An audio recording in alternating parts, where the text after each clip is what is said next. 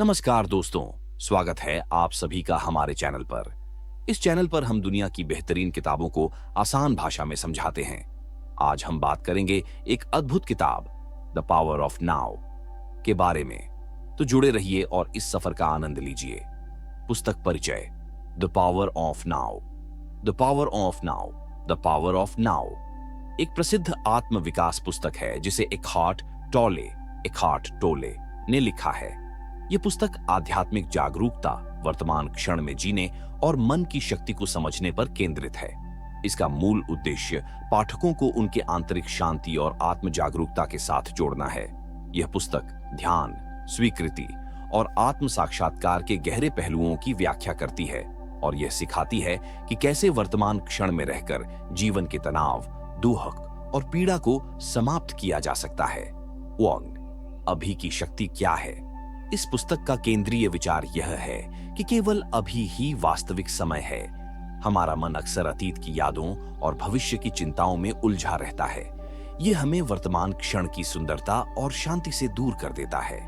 टोले बताते हैं कि जब हम अभी में पूरी तरह उपस्थित होते हैं तो हमें आंतरिक शांति का अनुभव होता है। मुख्य बिंदु। अतीत और भविष्य।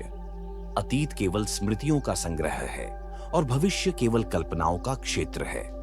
इन दोनों में फंसे रहना हमारे मानसिक तनाव का कारण है। वर्तमान क्षण की शक्ति। जीवन का हर अनुभव वर्तमान क्षण में ही होता है। इसे पहचानना और इसका सम्मान करना हमें आंतरिक संतोष देता है। 2. मन और चेतना को समझना। टोले बताते हैं कि मन केवल एक उपकरण है, लेकिन हम इसे अपनी पहचान बना लेते हैं। यह मन हमें लगातार विचारों और भावनाओं में उलझा कर रखता है। मुख्य बिंदु। मन और स्वयं का अंतर। हम अपने विचार नहीं हैं। स्वयं वह चेतना है जो विचारों को देख सकती है। अहंकार, ईगो।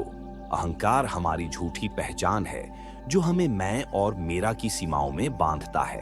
यह अतीत और भविष्य पर ही केंद्रित रहता है, जिससे हमारी वर्तमान क्षण में जीने की क्षमता समाप्त हो जाती है। 3. पीड़ा से मुक्त होना। हमारी पीड़ा का मुख्य कारण अतीत और भविष्य में जीना है। टोले कहते हैं कि जब हम वर्तमान क्षण को पूरी तरह से स्वीकार करते हैं तो हमें मानसिक और भावनात्मक स्वतंत्रता मिलती है। मुख्य बिंदु। पीड़ा शरीर, पेन बॉडी। यह नकारात्मक ऊर्जा का संग्रह है जो हमारे भीतर तब बनता है जब हम अतीत की पीड़ा को बार बार सोचते हैं। इसे पहचानना और इसे वर्तमान में लाना महत्वपूर्ण है। स्वीकृति।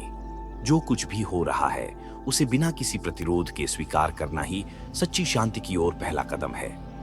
4. ध्यान और उपस्थिति। ध्यान और उपस्थिति के माध्यम से हम अभी में जीना सीख सकते हैं। टोले बताते हैं कि ध्यान केवल एक अभ्यास नहीं है, बल्कि यह जीवन का एक तरीका है। मुख्य बिंदु। शरीर के साथ जुड़ना। अपनी शारीरिक संवेदनाओं और श्वास पर ध्यान केंद्रित करने से हम वर्तमान क्षण में गहराई से प्रवेश कर सकते हैं। निर्दोष दृष्टि। बिना किसी निर्णय या प्रतिक्रिया के केवल वर्तमान क्षण को देखना और स्वीकार करना ध्यान का मूल है। 5वें रिश्तों में जागरूकता। टोले कहते हैं कि हमारे रिश्तों में अक्सर संघर्ष और दर्द अहंकार और अनजाने मानसिक पैटर्न से उत्पन्न होते हैं। जागरूकता और वर्तमान क्षण में उपस्थिति से रिश्ते बेहतर बन सकते हैं। मुख्य बिंदु। सत्य प्रेम। सच्चा प्रेम तभी संभव है जब हम अपने अहंकार से मुक्त हों और दूसरे व्यक्ति को पूर्ण रूप से स्वीकार करें। रिश्तों में उपस्थिति। अपने साथी के साथ पूरी तरह से उपस्थित रहना रिश्तों में गहराई और जुड़ाव लाता है। 6. मृत्यु और अनंत जीवन। टोले बताते हैं कि मृत्यु केवल शरीर और मन के स्तर पर है। हमारी चेतना अजर अमर है। इसे पहचानना जीवन के डर और मृत्यु के भय को समाप्त कर सकता है। मुख्य बिंदु। आत्मा की पहचान। हम शरीर और मन से परे हैं। हमारा सच्चा स्वरूप शुद्ध चेतना है। मृत्यु का डर। मृत्यु का डर अहंकार का हिस्सा है। जब हम अभी में जीते हैं तो यह डर गायब हो जाता है। 7. अभी को कैसे अपनाएं। टोले पुस्तक के अंत में व्यावहारिक सुझाव देते हैं कि हम वर्तमान क्षण में जीना कैसे सीख सकते हैं। मुख्य बिंदु। श्वास पर ध्यान दें। अपनी सांसों पर ध्यान केंद्रित करें। यह आपको तुरंत वर्तमान क्षण में ले आएगा। प्रकृति के साथ जुड़ें।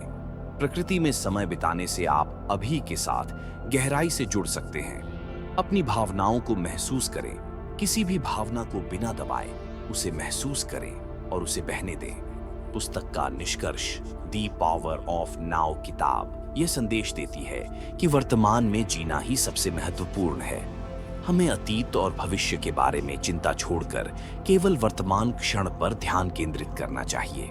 जब हम ऐसा करते हैं तो हम अपने भीतर की शक्ति और शांति को महसूस करते हैं। इस प्रक्रिया में हम अपने ईगो से परे जाकर एक उच्च चेतना तक पहुंच सकते हैं जो हमें सच्चे आत्मज्ञान और शांति की ओर मार्गदर्शन करती है।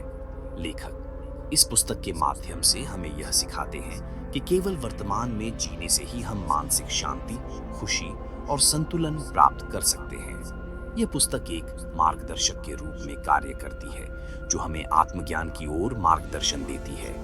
मुख्य संदेश: वर्तमान क्षण में रहो, अपने विचारों और भावनाओं से अलग रहकर उन्हें देखो, स्वीकृति और ध्यान से अपने भीतर की शांति को पाओ।